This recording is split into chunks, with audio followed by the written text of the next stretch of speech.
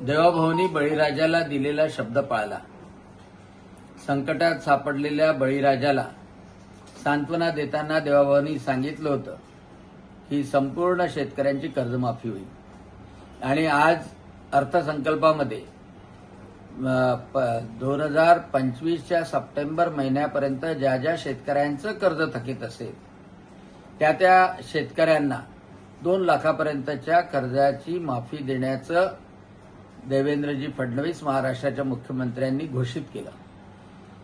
आणि त्या शेतकऱ्यांना सावरण्यासाठी, दिलासा देण्यासाठी ही कर्जमाफीची घोषणा अतिशय महत्वपूर्ण आहे.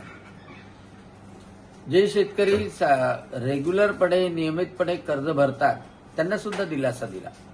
50,000 रुपये त्यांना प्रोत्साहन म्हणून दिल्या जाईल. शेतकऱ्यांना उभारी देण्यासाठी जेवढं काही कृषी पंपाचं बिल आहे ते 25-26 मध्ये माफ केलं.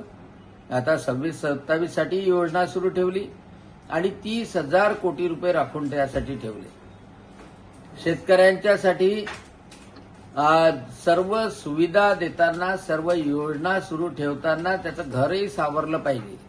त्यासाठी ग्रामीण भागामधले घरकुलं, लाडक्या बहिणींचे पैसे, त्याचप्रमाणे मुख्यमंत्री सौर कृषी वाहिनी, मागेल त्याला सोलर पंप, शेततळ्याची तर योजना सुरूच आहे, जलयुक्त शिवाराची कामं, म्हणजे या माध्यमातून पाणी मिळेल, वीज मिळेल आणि कर्ज सुद्धा माफ होईल.